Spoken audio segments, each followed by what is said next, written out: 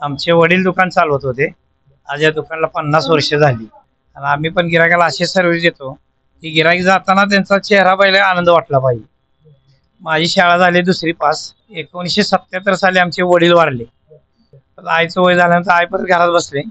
त्यानंतर मी स्वतः चालवायला लागलो एकटा. 10 पैशाचा होता. त्यावेळी शरद पवार साहेब आणि हे आपले हनुमंतराव पाटील साहेब, बाळासाहेब लकडे हे असे सगळे तिघं म्हणून इथं बसून चहा प्यायचे. यांच्या दोनच्या मागण्या झाल्यामुळं आम्ही शिरा उपीट ठेवलं. शिरा उपीट असं झालं की त्यात आम्ही डालडा टाकत नाही, तूप टाकतो आणि चहा सुद्धा विदाउट केमिकल करतो. अजिबात बाहेरचं कोणतंही काय मिक्स करत नाही. शिरा आहे, उपीट आहे, कांदा पोहे आहे. त्यात जास्तीत जास्त शिरा, उपीट आणि कांदे पोह्याला आमच्याकडे जास्त गिरायक असते. आणि इकडला हा जो आपण इथं पेतोय तो नुसत्या चहा पावडरच आहे. त्यामुळे पुन्हा मला जास्त पहिल्यापेक्षा जास्त गिरायक आता वाढलं. नोकरीपेक्षा आपला आपला व्यवसाय स्वतःच्या जेव्हा करणे, 2 पैसे कमी जरी मिळाले तर संध्याकाळी आपलं घरदार राहतंय. नाही वाईट वाटतं, थोडंफार तर शिक्षण आपलं पाहिजे होतं, पण त्याच्यापेक्षा एवढा आनंद आहे की ज्या परिस्थितीत मला खायला अन्न नव्हतं, आम्ही 3-3 दिवस 4-4 दिवस उपाशी घरी राहिलो आम्ही सगळे आई वडील वगैरे. पण वडिलांनी आमच्या व्यवसाय चालू केला त्यामुळे आज आम्ही सोन्याचा घास खातो.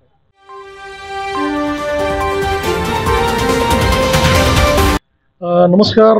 आज 15 ऑगस्ट स्वातंत्र्य दिनानिमित्त आम्ही आज आमच्या प्राईम न्यूजच्या माध्यमातून आपल्या विटा शहर आणि परिसरातील एक यशस्वी आणि शून्यातून विश्व निर्माण करणारे काही व्यावसायिक आहेत, त्यांच्या मुलाखती आणि त्यांचं कर्तृत्व आपल्यासमोर आणण्याचा आम्ही प्रयत्न करतोय. आज आपण सुरुवातीला आलोय की नगरपालिकेतील गाळा नंबर 13 मधील प्रकाश टी सेंटर, म्हणजे प्रकाश मांडवेकर हे एक व्यक्तिमत्व असं आहे की त्यांनी अगदी शून्यातून या व्यवसायात सुरुवात केली आणि आज एक प्रकाश टी सेंटर या नावानं आज ते सगळीकडे परिचित झालेत.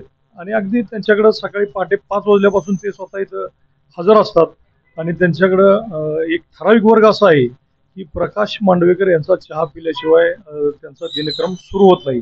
आज आपण त्यांची चर्चा करतोय. पाहूयात नेमकं त्यांचा प्रवास कसा सुरू झालाय तो. नेमकं काय सांगाल, आपण साधारणतः किती वर्षापासून या व्यवसायात आणि कधी सुरुवात केली? आमचे वडील दुकान चालवत होते. आज या दुकानाला 50 वर्ष झाली. पहिला चहाचा गाडा होता आणि आता बघता बघता आम्ही दुकान घेतलं, गाडा चालवायला झालाय आणि गिरायकाचा प्रतिसादमुळे आम्हाला चांगल्यापैकी. आणि आम्ही पण गिरायकाला अशी सर्व्हिस देतो की गिराईक जाताना त्यांचा चेहरा पाहिला आनंद वाटला पाहिजे. आता मला एक सांगा की वडील सुरुवातीला या व्यवसायात होते तेव्हा तुम्ही शिक्षण वगैरे काही घेतलं की शिक्षण सोडून या व्यवसायात त्यांच्याबरोबर आला? माझी शाळा झाली दुसरी पास आणि परिस्थितीमुळे मला वडिलांच्या पाशी थांबावं लागलं. त्यावेळी माझं वय होतं 9.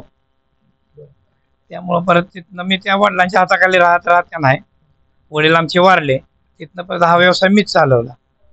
वडील किती साली वारले आणि त्यानंतर तुम्ही व्यवसाय कसा सुरू केला? 1977 साली आमचे वडील वारले. चहाचा गाडा बाहेर होता, मग तो गाडा मी आणि आमची आई चालवत होतो. परत आईचं वय झाल्यानंतर आई परत घरात बसले. त्यानंतर मी स्वतः चालवायला लागलो एकटा. आता सुरुवातीला तुम्ही या व्यवसायात कशी सुरुवात केली? म्हणजे चहानं केलीत का दुसरा नाश्ता वगैरे काय, त्याबद्दल काय सांगाल? नुसता चहा चालू केला. चहा असा केला की आसपासचे लोक सुद्धा म्हणायला लागले चहा एक नंबर. आणि चहाचा इन्कम कमी केला पण प्रतिसाद जास्त मला मिळाला. त्यामुळे चहाची क्वालिटी चांगली ठेवली. आता दुसरी गोष्ट एक सांगा की या व्यवसायामध्ये सुरुवातीला पडल्यानंतर तुमच्याकडं असे काही अनुभव आहेत का की राजकीय नेते, अगदी तुम्ही 50 वर्षापासून या व्यवसायात आहात, तर कुठले कुठले राजकीय नेते आले आणि त्यांच्या प्रतिक्रिया तुमचा चहा घेतल्यानंतर काय होत्या? स्वर्गीय नेते हनुमंतराव पाटील सकाळी पाठ आंघोळीला जायचे, सायकल नाही तर यायचे आणि बारामतीहून शरद पवारजी यायचे. त्यावेळी आमच्याकडे फुटके कप असायचे, दांडा नसायचा, काय नसायचा. 10 पैशाचा होता. त्यावेळी शरद पवार साहेब आणि हे आपले हनुमंतराव पाटील साहेब, बाळासाहेब लकडे हे असे सगळे तिघं म्हणून इथं बसून चहा प्यायचे. आणि जवळ 6 महिने असं चाललं होतं.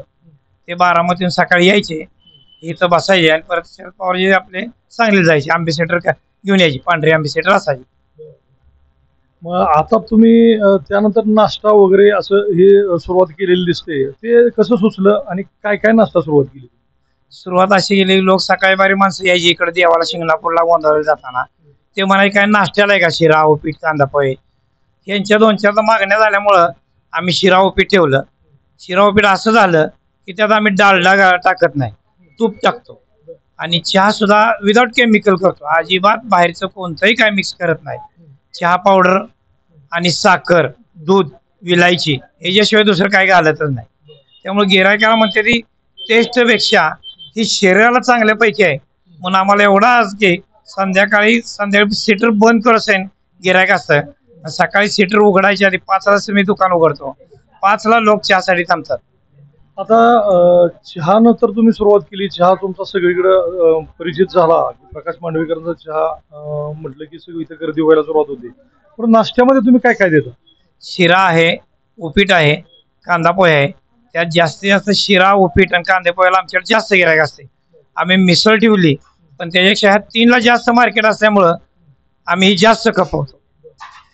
आजकाल तुम्ही बघताय की नवीन नवीन रेस्टॉरंट्स उघडतायत. त्यानंतर नवीन नवीन चहाच्या ट्रेंड्स एक वेगळ्या पद्धतीचा आलाय की जे की फ्रँचायझी याच्यामधून चहाचे नवीन नवीन स्टोर्स ओपन झालेत. तर यामध्ये तुम्ही बघता तुमच्या व्यवसायावर काही परिणाम झालाय का? तसं ते आल्यानंतर आमच्या त्या व्यवसायाला फरक पडला. पण म्हटलं आम्ही सुद्धा काहीतरी ह्यात केलं पाहिजे.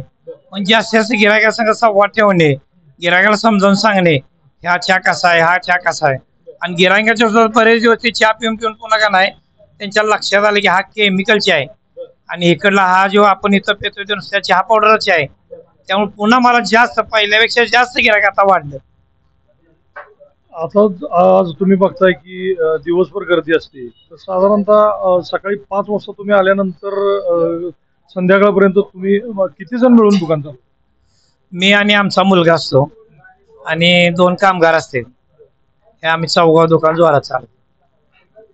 आज प्रचंड स्पर्धा, व्यवसायातील स्पर्धा, त्यानंतर नोकरीमध्ये पण असलेली प्रचंड स्पर्धा बघता नवनवीन युवकांना तुम्ही नेमका काय संदेश द्याल? या व्यवसायात पडलाय, इतरांना तुम्ही काय संदेश द्याल?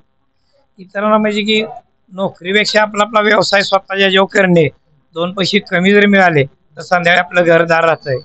आपण गावाला बायका पोरात जातो. एवढंच आम्ही म्हणतो. पहाटे 5 वाजल्यापासून दिवसभर तुम्ही इथं हॉटेलमध्ये राहता की आठवड्यातील कुटुंबासाठी एखादा दिवस द्यावा, म्हणजे तुमचा सुट्टीचा दिवस काही ठरलेला आहे का? शनिवार आहे. पहिल्या शनिवारी अर्धा दिवस असतो आणि दुसऱ्या शनिवारी फुल दिवस सुट्टी आम्ही घेतो. त्यावेळी आम्ही आपलं गोंदावलं, ज्योतिबा असं कुठं पण देवाला जातो सगळे कुटुंब. आता तुम्ही शिक्षण घेतलं नाहीत, ती एक खंत तुमच्या मनात 100% असणार. परंतु आता व्यवसायातून तुम्ही जे काही आर्थिक नियोजन करताय, आर्थिक पैसे मिळवताय, त्याच्यामध्ये तुम्हाला असं काही समाधान वाटतंय का? नाही, वाईट वाटतं. थोडंफार तर शिक्षण आपलं पाहिजे होतं. इंग्रजी वगैरे बोलायला व्हायचं आला किंवा वाचायला आला असतं बरं झालं असतं. पण त्याच्यापेक्षा एवढा आनंद आहे की मी आज आहे कुठं. ज्या परिस्थितीत मला खायला अन्न नव्हतं, आम्ही 3-3 दिवस 4-4 दिवस उपाशी घरी राहिलो आम्ही सगळे, आई वडील वगैरे. पण वडिलांनी आमच्या व्यवसाय चालू केला त्यामुळे आज आम्ही सोन्याचा घास खातो. हे होते प्रकाश टी सेंटरचे प्रकाश मांडवेकर की ज्यांनी संपूर्ण आयुष्य या आपल्या प्रकाश टी सेंटर या नाश्ता सेंटरमध्ये अगदी झोकून दिले आणि आज ते ताटमानेनं, अभिमानानं आज समाजात उभे आहेत. त्यांनी त्यांच्यापासून एक चांगला संदेश असा जातो की युवकांनी नोकरीच्याच मागे न लागता एक कष्ट, प्रचंड जिद्द ठेवून एखादा व्यवसाय केला तर यशस्वी होऊन समाजात एक ताटमानेनं उभा राहता येतं. अभिजित शिंदे, प्राईम न्यूज, विटा.